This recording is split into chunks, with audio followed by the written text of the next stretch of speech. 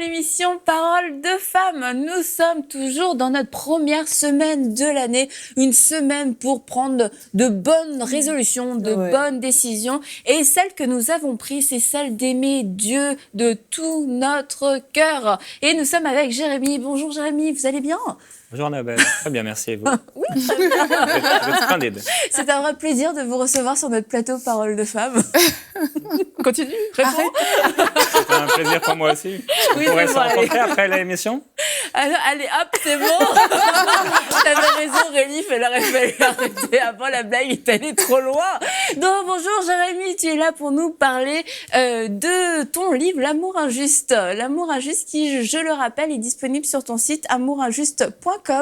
C'est ça, on peut peut-être voir ton livre qui est avec un CD. Tu peux peut-être nous montrer le CD ? Oui, le CD est là, mais il va se projeter également. C'est le livre en audio, en fait. Pour ceux qui n'aiment pas lire, parce que j'ai appris que certaines nations n'aiment pas trop lire. Donc, je les aide avec ce CD. C'est le livre en CD. Et c'est qui lit ? C'est moi qui lis et il y a un instrumental inspiré derrière. Je l'ai écouté en CD dans ma voiture. C'était vraiment bien. Et puis, c'était bien. Ouais, tu le recommandes Bon. Et ça te distrayait pas pendant que tu conduisais ? Pas du tout. Au contraire, ça m'aidait à comprendre que Dieu est là, il m'aime dans tout ce que je suis en train de faire. Et ça m'a remis aussi en question par rapport à beaucoup de choses. Franchement, c'est un livre qu'il faut lire et écouter.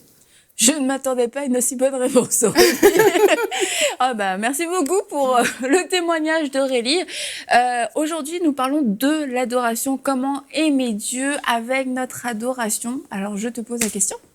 Alors, c'est un chapitre que j'ai écrit avec celui de la préparation, parce qu'en fait, ça va vraiment ensemble. Hein. Parce que ça rime ? Oui, aussi. Ah, d'accord. Ce qui ressort beaucoup, et ce que j'ai voulu faire ressortir, c'est que l'adoration, ce n'est pas un chant. C'est que l'adoration, c'est une vie complète. Ouais. Et j'ai réalisé qu'en fait, on peut adorer Dieu par nos choix, par nos décisions, par nos offrandes, par toutes sortes de choses, par la gestion de notre temps. On a vu hier, on pouvait faire plusieurs choses pour Dieu. Et l'adoration, c'est une personne. Et il y a un passage dans les évangiles, Jésus a dit « L'heure vient et elle est déjà venue, où les vrais adorateurs adoreront le Père en esprit et en vérité.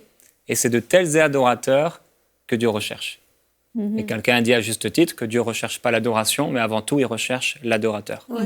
Donc, c'est ce dont on va parler aujourd'hui, avoir vraiment un caractère d'adorateur. C'est-à-dire tout ce que je fais, je veux vraiment le faire dans une dynamique, dans un désir d'aimer Dieu et d'adorer Dieu. Donc, quel est ce cœur de l'adorateur ? Alors bon, l'adorateur, il y a plusieurs choses qu'on peut dire sur lui. Et ça vient un peu aider les gens qui n'ont pas ce caractère. Vous savez, des fois, les gens, ils sont là tellement occupés par la vie de tous les jours, dans leur vie. Et le dimanche matin, entre guillemets, spirituellement, ils sont tout nus et ils essaient de s'habiller rapidement pour aller à l'église en essayant de mettre sur un vêtement qui n'est pas en fait la réalité de leur vie. Ils sont tout bien habillés, ils sont là à l'église en train de « Seigneur, je te donne ma vie », mais tout le reste de la semaine, en fait, ils n'ont rien fait pour Dieu, ils n'ont pas pensé à Dieu. Comme on a dit avant-hier, ils ont dit « Seigneur, merci pour ce repas, Amen ». Et c'est un peu l'état de leur vie. Je crois, moi, que Dieu va venir chercher une église qui s'est préparée, une épouse qui s'est préparée, des gens qui l'aiment. Et c'est pourquoi, d'ailleurs, Jésus pourra donner l'exemple de ces gens qui diront « Mais Seigneur, n'avons-nous pas chassé des démons en ton nom ? N'avons-nous pas guéri des gens en ton nom ?» Et Dieu leur dira pas « Vous avez péché » ou alors « Ceci, cela ». Non, je ne vous connais pas. Ça veut dire « Je n'ai pas d'intimité avec vous ». Et cette intimité avec Dieu, il faut la développer. Il faut l'aimer, il faut l'adorer. On a parlé hier d'aimer Dieu passionnément. Et l'adoration, c'est ça. L'adoration n'est pas un chant. Ça peut s'exprimer par un chant, mais ça peut aussi s'exprimer par un silence parfois. Ça peut s'exprimer par une action, ça peut s'exprimer en levant les mains vers le Seigneur ou en s'agenouillant par terre ou en se prosternant. Ça peut se manifester dans des choix de vie. Je me souviens, avant de rencontrer avec Annabelle, j'étais avec une personne. Je revenais au Seigneur et j'étais avec cette fille et Dieu m'a dit « Jérémy, quitte-la ». Moi, je pensais l'aimer, mais Dieu m'a dit que ce n'était pas la personne pour moi. Et heureusement, gloire à Dieu, j'ai rencontré mon épouse Annabelle. Et par ce choix, c'est un choix d'adoration. Comme Abraham, voilà, tu vas offrir ton fils Isaac, ton unique. Il y a des décisions comme ça qui prouvent en fait qu'on aime Dieu. Comment on peut, ou comment, si Annabelle me demandait des preuves de mon amour pour elle, ou vice-versa, on pourrait s'en donner l'un et l'autre. Parce qu'on a fait des choses, parce qu'on a pris des décisions, parce qu'on a voulu se marier, c'est-à-dire on est devenu à une seule personne. Dans ma bague, c'est écrit « ma bien-aimée est à moi ». Et dans la scène, c'est écrit « je suis à mon bien-aimé ». On s'est offert l'un à l'autre. Comment on peut le faire physiquement ? Je crois que si on aime Dieu, vraiment, ça va se manifester par des actes, par des décisions concrètes.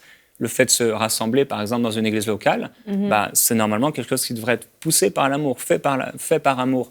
Le fait de passer du temps avec Dieu, le fait de prier, tout ce qu'on fait dans notre vie, ça devrait... Même je ne sais pas, moi, personnellement, j'ai voulu habiter dans la maison où Dieu voulait que j'habite. J'ai voulu aller dans l'église où Dieu voulait que j'aille. J'ai voulu accomplir la volonté de Dieu dans ma vie, écrire les livres que Dieu m'a demandé d'écrire, pas parce que j'avais forcément parfois envie de le faire, je n'avais pas envie d'écrire ce livre, mais il m'a mis à cœur de le faire. Et parce que je l'aime, j'ai voulu le faire. Donc c'est plus qu'un chant, c'est toute une vie, l'adoration.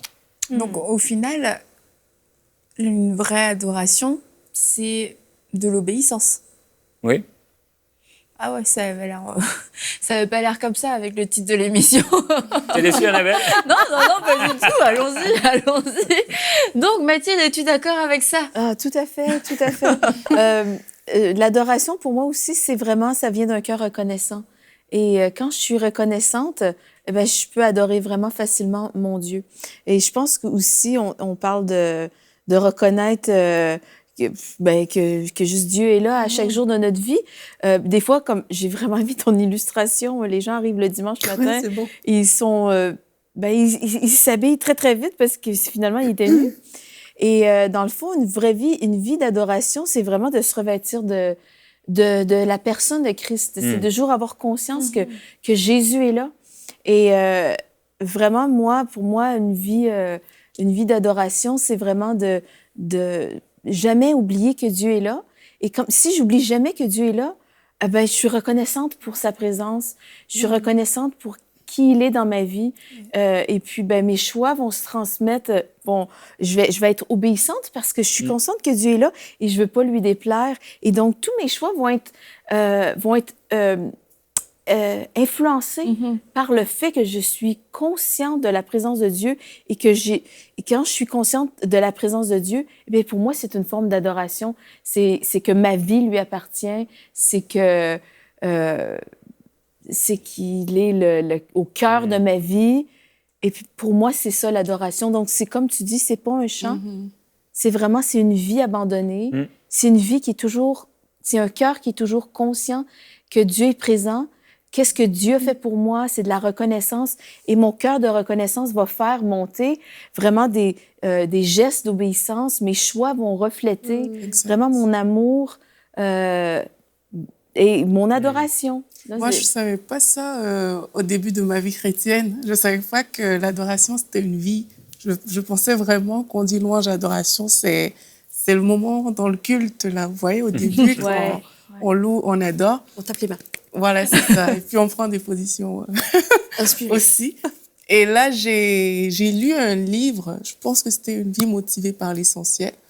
Et c'est en lisant ce livre-là que j'avais compris c'était quoi l'adoration. Dans mes yeux, c'était vraiment ouvert. Et moi, je pense que parfois, c'est par ignorance que les gens ils font certaines choses aussi. C'est pas forcément qu'ils ne veulent pas le faire, c'est vraiment par ignorance. Et moi, quand j'avais lu ce livre, ça disait justement ça, que l'adoration, c'est une vie, c'est un style de vie. C'est pas juste un moment T, mais c'est un moment M. Un instant T. Mais c'est un style de vie. C'est un style de vie, en fait, de l'adoration. Et c'est la compréhension, je pense, que les téléspectateurs, les personnes qui nous regardent devraient avoir aujourd'hui. C'est vraiment ce style de vie-là et chercher à l'avoir et chercher à le développer surtout parce que ça, c'est pas évident quand on ne sait pas c'est quoi. Donc, c'est vraiment chercher à le développer et je pense que ça va aider beaucoup de personnes de le comprendre aujourd'hui, justement. Il y a un verset dans Proverbe 65 qui dit « Heureux celui que tu choisis et que tu admets dans ta présence pour qu'il habite dans tes parvis. » Et pour moi, ça, c'est vraiment la représentation de ce qu'est une vie d'adorateur. C'est celui qui habite dans les parvis de l'Éternel. Et j'aime beaucoup ce verset parce qu'il dit « Tu l'as choisi, puis tu l'admets. » Puis dans l'hébreu, le verbe, c'est vraiment « faire approcher ». Tu le fais approcher. Donc on se présente devant Dieu, puis il dit « Viens, approche-toi ». Puis là, on habite dans ses parvis. Et là, pour moi, c'est ça la vie d'adorateur. C'est quoi qu'on fasse, quoi qu'on dise, avec qui que ce soit qu'on soit, on est un adorateur, on est dans les parvis de l'Éternel. Jésus a dit, si vous m'aimez, vous garderez mes commandements. Et des fois, quand je parlais avec des gens de mon adolescence, je lisais la Bible tous les soirs, je priais, je parlais de Jésus à tout le monde. Sauf qu'un jour, j'ai lu ce verset et j'ai dit, en fait, je n'aimais pas vraiment Dieu. Je pensais l'aimer, Et beaucoup de gens se trompent, en fait, complètement, parce qu'il y a toutes sortes de personnes qui nous regardent. Beaucoup se trompent parce qu'ils pensent que parce qu'ils font des choses pour Dieu, Oui, ils aiment Dieu. oui. Parce qu'ils vont à l'église, parce qu'ils donnent leur dîme, parce qu'ils prient, parce que même ils font des offrandes ou des œuvres bonnes, ils pensent aimer Dieu. Or, les pharisiens faisaient toutes ces choses-là et ils n'aimaient pas Dieu. Quand même le Fils de Dieu, la nature de Dieu s'est manifestée à eux, ils ne l'ont pas reconnu. Pourquoi ? Parce que la lumière est venue éclairer ce qui n'allait pas en eux et les ténèbres ont refusé Jésus. Donc, les pharisiens, ils lisaient l'Ancien Testament. La plupart, d'ailleurs, des pharisiens, ils connaissaient au moins les 5 premiers livres de la Bible par cœur. Ils faisaient de longues prières, la Bible le dit, Jésus dira. Ils s'habillaient, etc. Ils faisaient des offrandes. Ils allaient dans les rues, etc. Ils donnaient leur dîme sur tout ce qu'ils avaient. Donc, c'était des gens très religieux. Et pourtant, ils n'aimaient pas Dieu. Ils n'aimaient pas Dieu. Donc, et c'était une des grandes révélations de ce livre, c'est que on peut imaginer et croire qu'on aime Dieu parce qu'on fait des choses pour lui, et en fait, on n'aime pas Dieu. C'est fort. Oui. Et ça vous laisse toutes silencieuses. Oui.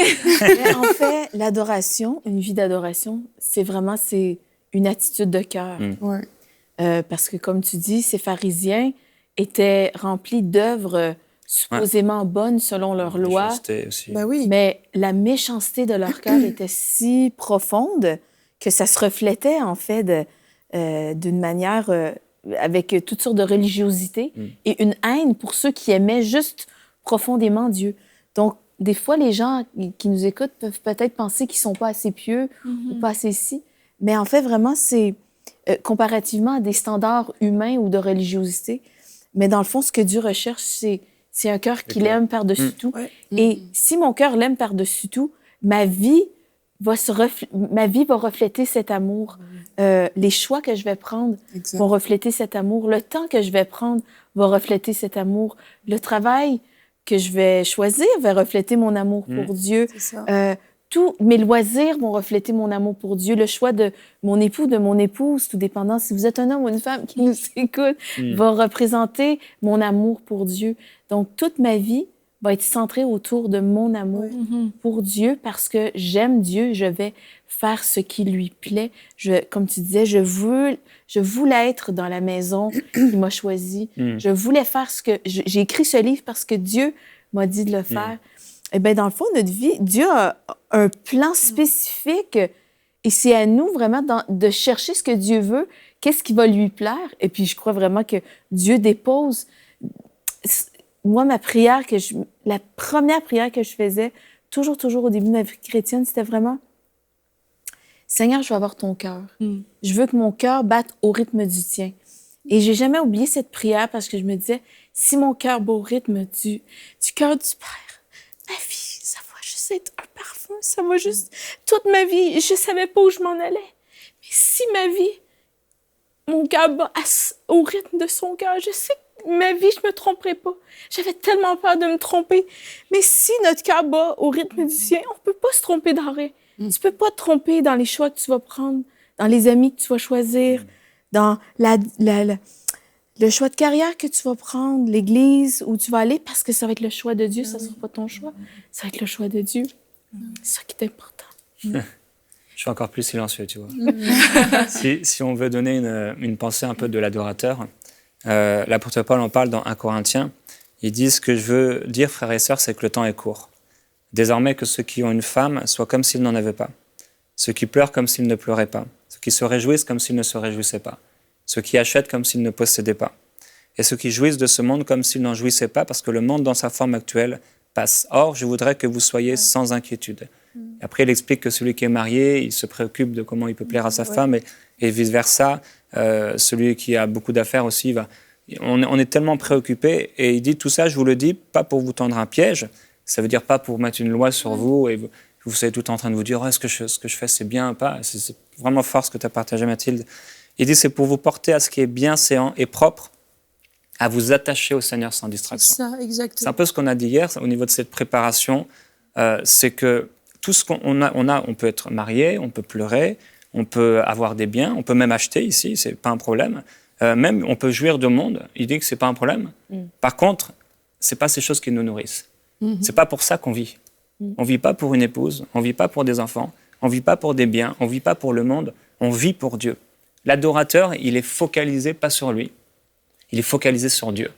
L'adorateur, il a un cœur, il aime passionnément Dieu. Il veut servir Dieu et il veut le faire sans distraction. Maintenant, Dieu dit aussi qu'on ne peut pas dire j'aime Dieu si on déteste notre frère. Et Jésus parlera d'une image de ce sacrificateur et de ce lévite. Ils vont tous les deux à l'église. Il y en a un, c'est un homme de louange. Il y en a un, c'est un homme de la parole.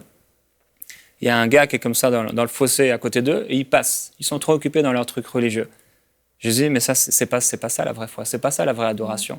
Le véritable adorateur, c'est ce Samaritain. Il s'arrête. Il commence à prendre cette personne-là. Alors ça coûte de notre cœur et de notre amour. Mais c'est le véritable adorateur. L'adorateur aime les gens. L'adorateur veut tout dans sa vie. Il veut que tout puisse plaire à Dieu. L'adorateur vit pour la gloire de Dieu. Il vit pour glorifier Dieu. Et une image qu'on peut avoir de l'adoration, parce qu'on la rattache très souvent justement à ce moment dans l'église de la louange et de l'adoration, c'est un moment où on reçoit, où on est très passif, on va recevoir du groupe de louange. Bon, on a vu que l'adoration n'était pas un chant, mais n'empêche que il y a cette image de recevoir et de passivité qui est souvent reliée à l'adoration.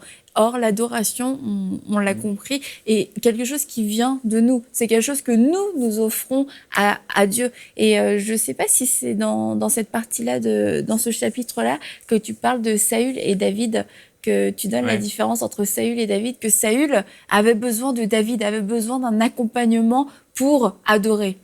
C'est dans ce chapitre. On peut voir Saül, on peut le voir se prosterner, par exemple. Quand il va être démis de ses fonctions, il va dire « Ok, honore-moi devant les gens, et alors je me prosternerai devant Dieu. » Bon, il avait une façon de... On pouvait le voir se prosterner, peut-être les gens qui l'auraient vu se prosterner ce jour-là, ils auraient eu peut-être la pensée de se dire « Oh, il est vraiment en train d'adorer Dieu. » En fait, c'était faux. Il n'était pas du tout en train d'adorer Dieu. Il dit « Si tu m'honores, je me prosternerai. » Par contre, David, il n'avait même peut-être pas besoin de se prosterner, mais il adorait Dieu par sa vie. Saül aussi, il avait besoin de David pour jouer de la harpe. Alors que David, lui, il avait besoin de personne. Il adorait Dieu. C'était un adorateur. Et des fois, j'avais donné cette image avec ce livre, la différence entre un fan et un ami de Dieu. Des fans, quand la définition d'un fan, c'est que les fans, ils vivent pour leur idole. Ils sont passionnés par eux. J'ai vu un reportage un jour sur ça.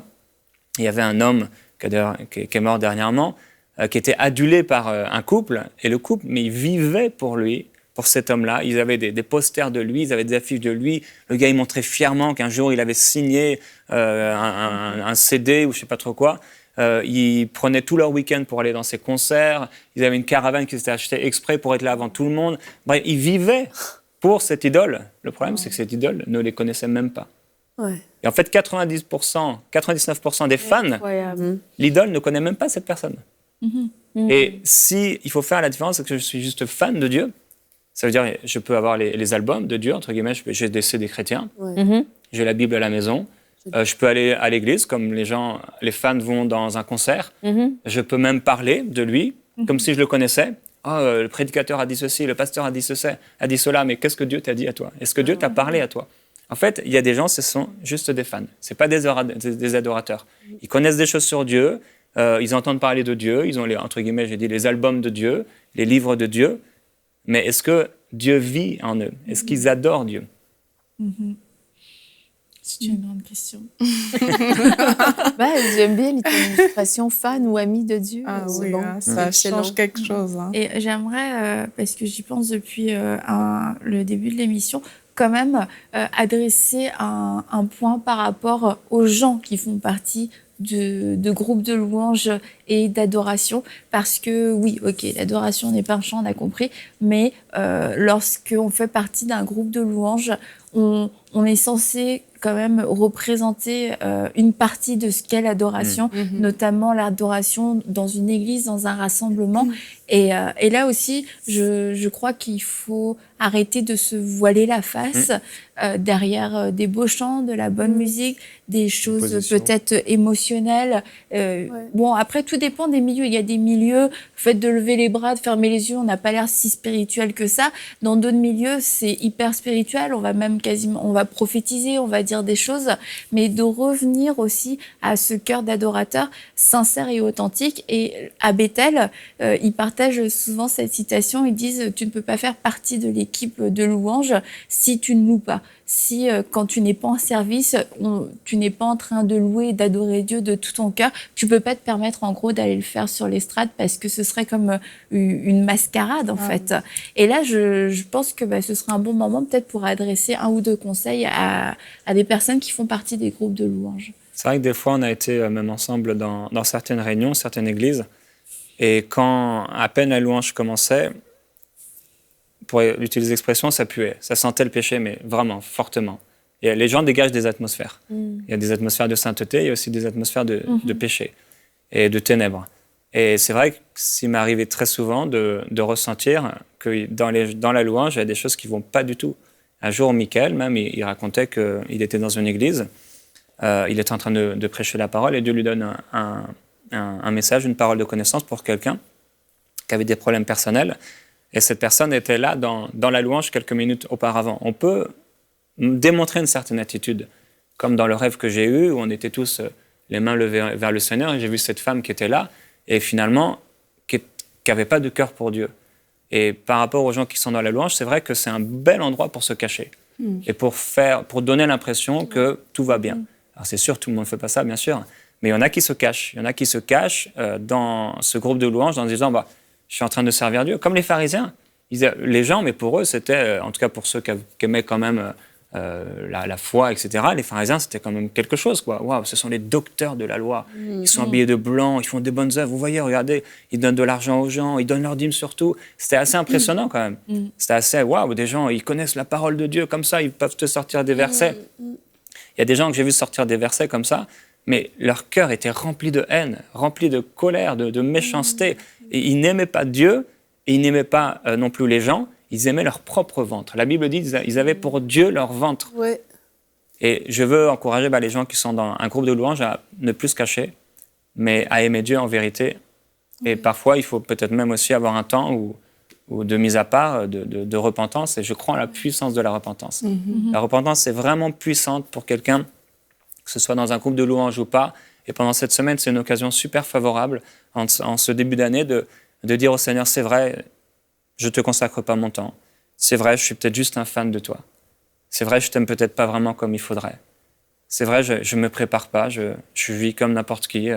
Je t'ai juste ajouté un peu dans ma vie, j'essaie de faire un peu des choses pour toi, mais en réalité, tu es en train de me parler cette semaine et je réalise que je ne t'aime pas comme je devrais t'aimer. Et je sais que Dieu est tellement plein d'amour. Il aime tellement son peuple. Et s'il nous appelle comme ça, c'est pas pour mettre une loi ou des jougs sur nous. Jésus dit, mon joug, il est tellement léger. Il est léger, vous trouverez du repos pour vos âmes. S'approcher de Dieu, c'est notre bien. Et Dieu nous aime d'un amour éternel, d'un amour puissant. Il veut plus qu'un groupe de louanges, il veut plus qu'un groupe de personnes qui sont là pour louer. Il veut que tous ensemble, chacun d'entre nous, on devienne des adorateurs. Que chacun d'entre nous, on l'adore de tout notre cœur, que ce soit vraiment le désir de notre cœur, le désir de notre vie. Et je prie qu'il y ait plusieurs personnes qui écoutent pendant cette semaine et qui passent par cette repentance, qui m'a, à moi-même, fait tellement de bien à plusieurs reprises dans ma vie, où ce n'était même pas forcément des histoires de péché. Des fois, c'est le cas, des fois non. Mais simplement, le péché, le plus grand péché, et le péché pour lequel les gens seront jugés, c'est de s'être éloigné de Dieu. C'est d'avoir rejeté Jésus-Christ. C'est ça. Et ça, c'est l'un des plus grands péchés, d'avoir méprisé Dieu. C'est le verset qui est écrit ici, « Mépriser et abandonner des hommes. Homme de douleur et habitué à la souffrance. » On n'a pas dédaigné, on ne l'a pas regardé, on l'a dédaigné, pardon. On a fait comme s'il n'était pas là. Et dans nos vies, on fait comme si Dieu n'était pas là. On va à l'église le dimanche, comme je dis, on s'habille rapidement, on est là en train de louer Dieu, et finalement, les gens à midi, c'est fini. Ils arrivent à la réunion, ils parlent de plein d'autres choses du monde. Ils sortent de la réunion, ils reparlent de plein d'autres choses du monde. Mais ce n'est pas ça, l'adoration. L'adoration, ce n'est pas un spectacle. Ce n'est pas une pièce de théâtre. On n'est pas des acteurs. Ce que je vis le dimanche, moi, je n'adore pas le dimanche matin. J'adore tous les jours de ma vie, je suis en train d'adorer Dieu. Le dimanche matin, c'est juste pour moi un plat parmi d'autres plats que Dieu m'a proposés. Et où moi-même aussi, certainement, je dépose à Dieu des offrandes et des sacrifices. Dieu cherche des adorateurs, des cœurs qui sont tout entiers à lui. Et je veux encourager les gens à passer par ce temps de repentance. Si le Saint-Esprit frappe à votre cœur, si Jésus est là, il est à la porte, il frappe, Il veut manger avec vous, il veut souper avec vous, il veut passer des temps d'intimité avec vous. Et peut-être que jusqu'ici, vous avez été juste un fan de Dieu, juste un fan de Jésus. Il veut être le premier dans votre vie, il veut vous prendre dans ses bras. Et dans ses bras, vous allez être tellement bien. Il va tellement s'occuper de vous, il va prendre soin de vous. Il va vous aimer comme on vous a jamais aimé. Et il y a certaines personnes, je crois, qu'elles ont été blessées, certains ont été abusés, physiquement ou pas, mais il y a eu beaucoup d'abus et des choses comme ça qui fait que souvent, on va fermer notre cœur. On a peur d'être blessé à nouveau, on a peur d'aimer Dieu, on a peur de se répandre devant tout le monde et commencer à adorer Dieu. Mais faites-le, commencez à la maison, commencez à vous repentir et à dire au Seigneur, à pleurer dans sa présence. Et certains, c'est déjà ce que vous expérimentez maintenant. Et vous commencez à dire, mais Seigneur, je veux tout te donner. Je veux pas être un fan de toi, je veux être un véritable adorateur, je veux t'aimer, je veux te donner ça, j'avais ça pour moi, maintenant je te donne mon temps, je te donne mon argent, je te donne ma vie, je te donne mes loisirs. Je veux plus jouir de ce monde comme les gens de ce monde, je veux pas être comme à l'époque de Noé, mangeons, buvons parce que demain nous mourrons. Non Seigneur, je suis tout à toi, je veux être une offrande d'adoration pour toi. Amen. Et je crois que la repentance est un vrai acte d'adoration parce qu'on est en train de démontrer à Dieu, je t'aime tellement Seigneur, que je refuse de continuer sur la voie qui m'éloigne de toi et j'accepte de faire ce changement, j'accepte de changer, j'accepte que tu me changes. Et comme le Lévite et le sacrificateur qui ne sont pas arrêtés pour cet homme qui avait été dépouillé, ce n'était pas la volonté parfaite de Dieu qu'un sacrificateur et qu'un Lévite ne s'arrêtent pas.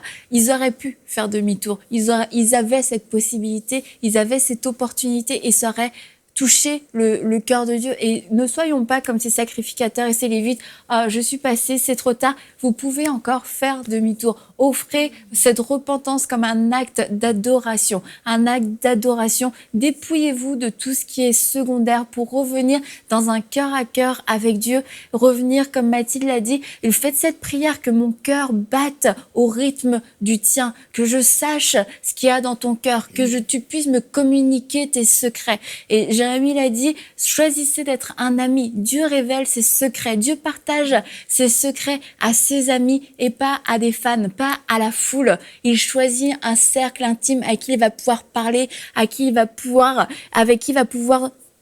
dire ce qu'il a dans son cœur, ce qu'il veut faire. Et notre prière, c'est que vous puissiez faire partie de ce cercle d'intime du Seigneur. Alors, on se dit à demain pour une prochaine émission de Paroles de Femmes et nous verrons comment nous pouvons aimer Dieu avec nos finances. À demain!